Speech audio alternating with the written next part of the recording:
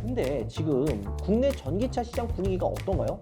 중국산에 대한 이미지가 솔직히 이거 눈치 보지 말고 제대로 좀 솔직히 말할게요. 요즘 솔직히 중국 이미지가 여러 사건들 때문에 최악으로 치닫고 있잖아요. 민심이 최악으로 치닫고 있는 상황 속에서 비아디가 국내 진출하면 진짜 어떤 상황이 펼쳐질지 궁금한데 저는 사실 조금 기대가 되기는 합니다. 왜냐면은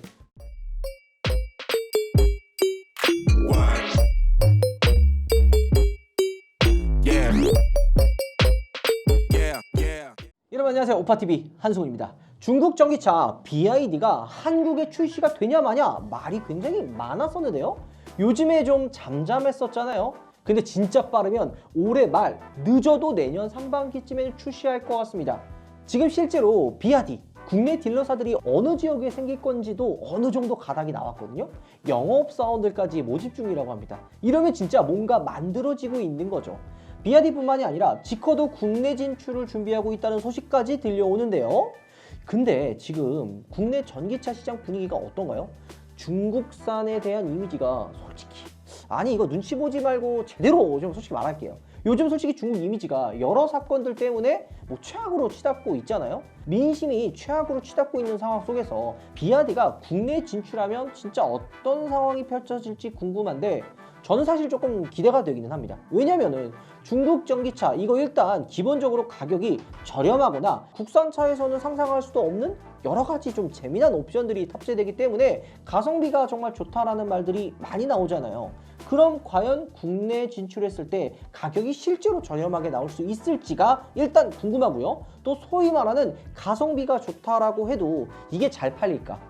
우리나라 소비자들이 진짜 중국산이라면 별로 안 좋게 생각을 하는데 이게 진짜 잘 팔릴까? 이것도 궁금한 거죠. 처음에 샤오미가 등장했을 때만 해도 어땠어요? 중국산 안 산다, 누가 중국산을 사냐 이랬지만 가성비가 좋다 보니까 다들 한 번쯤은 궁금해서 써보셨을 거 아니에요. 다들 우리나라 삼성, LG만 썼을 텐데 또 중국의 샤오미가 등장해주면서 이 시장에 이제 거품도 좀 내려가고 좋은 선순환을 보여준 것처럼 비아디가 출시했을 때 자동차 시장에서도 이런 좀 좋은 영향을 보여주지 않을까? 이런 생각도 좀 드는 거죠. 그래서 오늘은 BYD 승용 전기차들이 이거 진짜 국내에 출시하는 게 맞는지 지금 어떻게 상황이 흘러가고 있는지 이런 것들 쭉 알려드리도록 하겠습니다. BYD 승용 전기차가 국내에 진출할 거라는 소식 올해 초부터 계속해서 이야기가 나왔었는데 지금 버스나 T4K 같은 트럭은 판매를 하고 있죠. 딜러사를 제대로 구축해서 승용차까지 팔아보겠다라는 거예요. 실제로 올해 2월 중형 세단 전기차 BYD C를 가지고 와가지고 성능 인증을 받으려고 돌아다니는 모습이 포착되기도 했고요. 그러다가 한동안 소식이 좀 잠잠한가 싶더니 지난 6월쯤에 중국 최대 자동차 유통그룹인 하모니 오토가 BYD 한국 딜러사가 될 거란 소식이 나왔습니다. 하모니 오토, 우리나라에서는 좀 생소한 이름인데 중국 최대 자동차 유통 그룹이에요. 중국 본토에서는 17개성, 그러니까 40개 도시의 전시장과 AS 네트워크를 보유하고 있는 전 세계로 범위를 확장하면 공식 딜러 매장만 80개라고 합니다. 엄청 진짜 규모가 큰 그런 딜러사라고 보시면 돼요.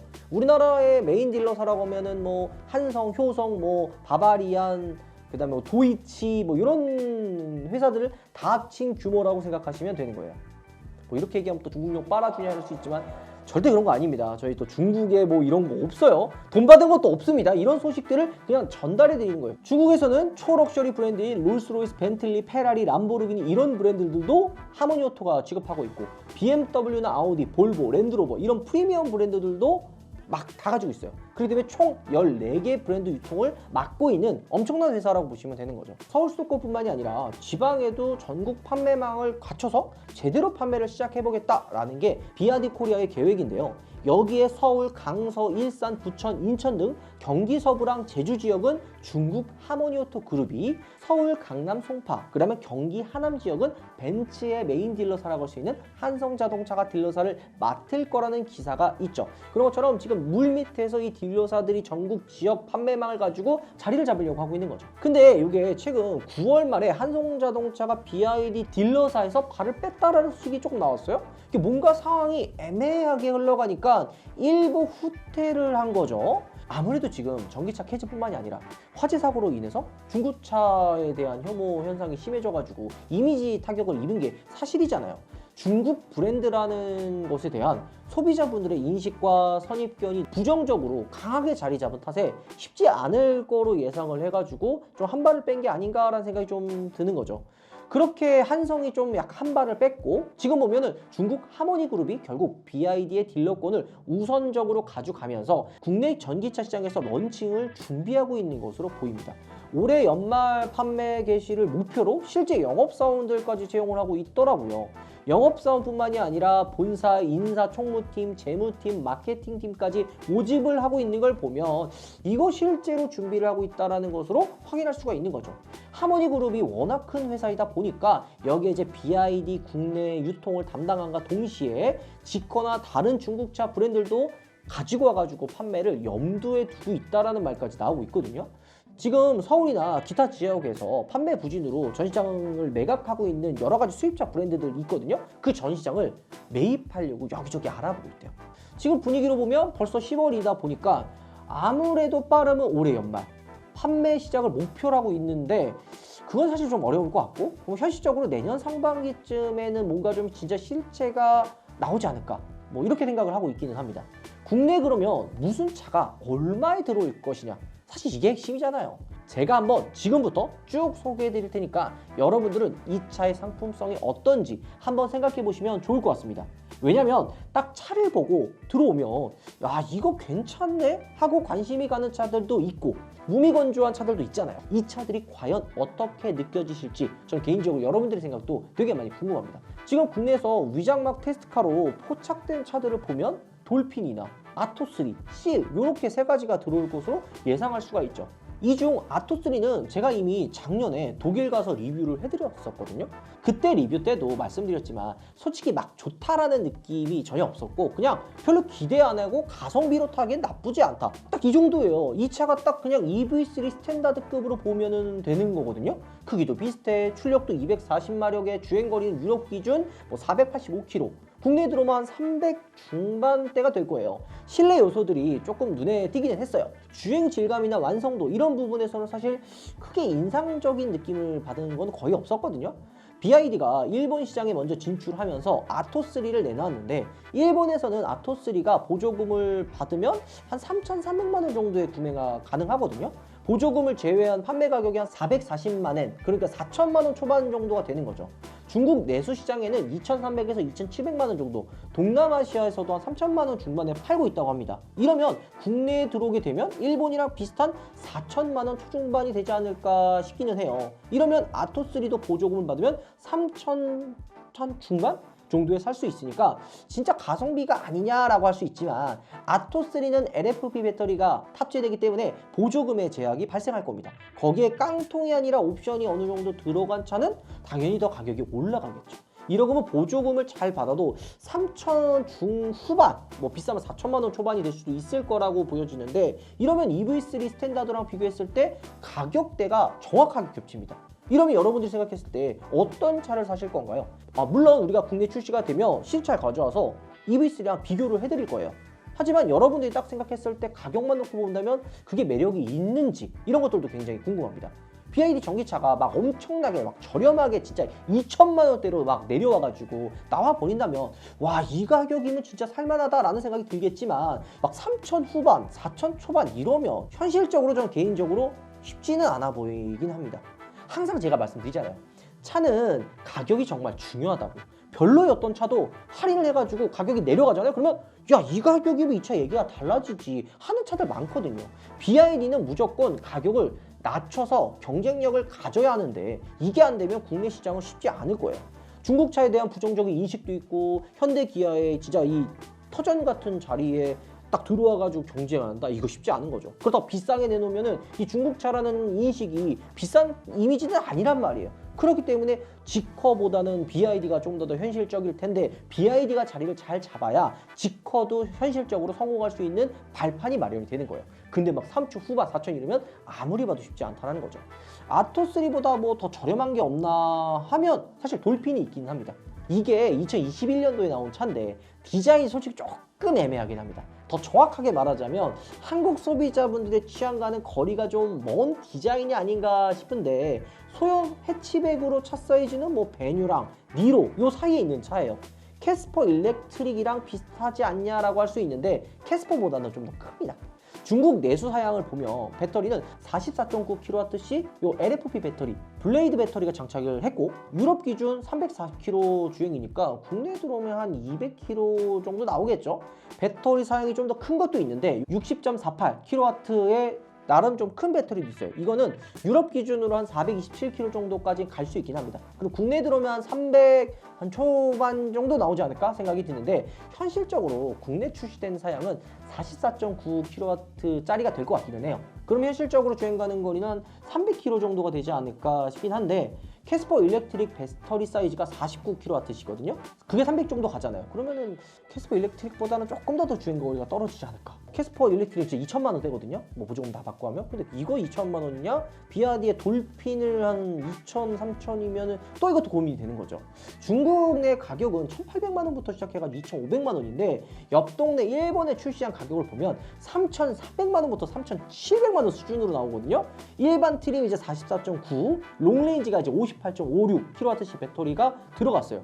그럼 이것도 이제 사실 우리나라에 대입을 해보면 저렴하게 들어온다고 해도 스탠다드 모델이 보조금 받으면 캐스퍼 일렉트릭이나 비슷한 수준이나 현실적으로 좀 더 비쌀 수밖에 없거든요. 그러면 캐스퍼보다 더 비싼 가격을 주고 비아디 돌핀을 샀어 라는 게 되는데 글쎄요, 이러면은 이 BYD에 대한 매력이 있을까라는 생각이 조금 드는 거죠. 가장 있어 보이는 차는 현실적으로 BYD CL입니다. 요거 일본 시장에 지난 6월 정도에 출시했거든요. 디자인만 보면 어때요? 중국차 느낌이 거의 없죠. 중국차 느낌 없이 진짜 멋지게 나왔어요. 실내도 보면 어때요? 중국 전기차답게 화려하죠. 디스플레이도 엄청 크게 들어간 거고 내장재들도 보면은 괜찮아 보여요.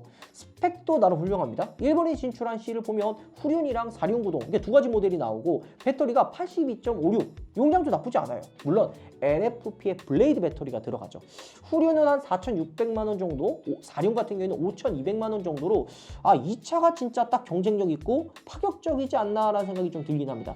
차량 실루엣만 봐도 딱 쿠페형처럼 엄청 잘 빠졌단 말이에요.